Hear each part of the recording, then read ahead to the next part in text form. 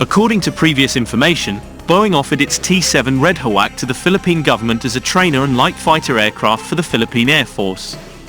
Apparently, this is not the only item the company is offering to the Philippines. It has been said that Boeing also re-offered their RGM-84 Harpoon anti-ship missile system, and this is intended for the 3 Pilar-class frigates, which are former Hamilton-class cutters of the United States Coast Guard. When the Hamilton-class was still serving in the United States Coast Guard, several Hamilton-class ships were equipped with Harpoon anti-ship missiles, namely USCGS Mellon, Morgenthau, and USCGS Hamilton, which is the current BRP Gregorio del Pilar PF. 15. The flagship of the Del Pilar-class frigate. From the information provided, the number of Harpoon missiles on offer is sufficient to arm 3 Del Pilar-class ships with the missile system. While it is unclear what variant of the Harpoon missile is being offered, we hope it is the newer Block 2, as the sale of this missile variant was approved by the United States government in June 2021 as an addition to the sale of the Harpoon missile. With the Del Pilar class upgraded with modern sensors and combat management systems, the ships are more capable of deploying missile systems such as the Harpoon.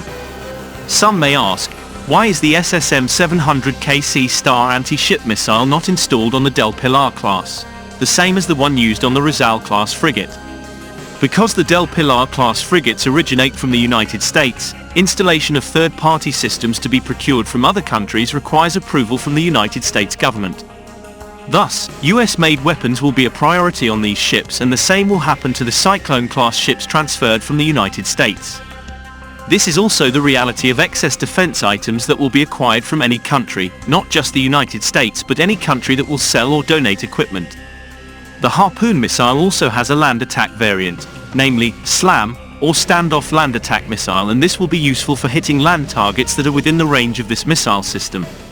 However, the offer will also be different if the Philippine Navy decides to keep the ship in its current designation as a patrol frigate or convert it to the same category as the Rizal class.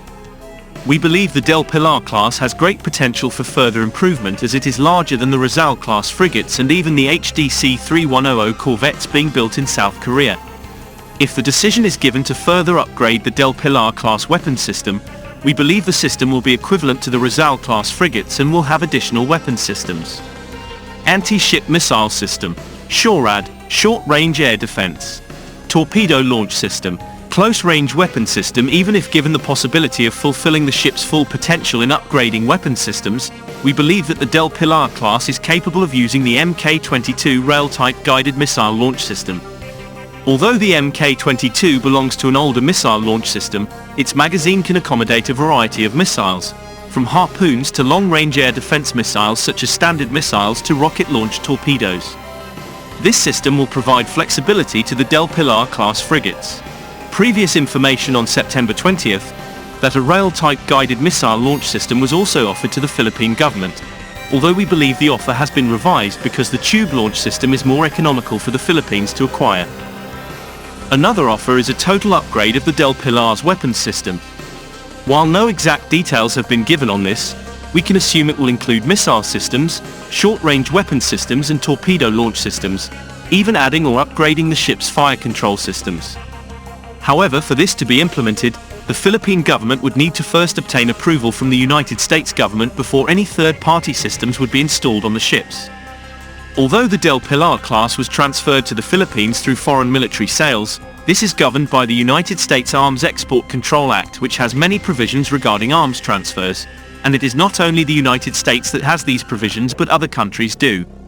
Providing redundant defense articles. Can Del Pilar use the Sea Star or Hyeseong anti-ship missiles used by their Rizal class? Yes, they can, but as we said before, notification and approval from the United States government must be given before any third-party systems will be used. Installed and integrated on the former Hamilton-class cutter, the United States Arms Export Control and Foreign Assistance Act gives priority to US-based industries, which basically means priority will be given to US-made technology for use in any form of assistance from the United States government, even on military hardware. This means that US-made hardware is Del Pilar's priority. It is up to the Philippine Navy if they wish to add another type of anti-ship missile system to their inventory, namely the Harpoon. Unless such approval for a third-party system is granted by the United States government, the Philippine Navy will be obliged to use a US-made missile system on the Del Pilar-class, which we believe the current leadership is not interested in, as it would add another layer of logistical footprint in their system.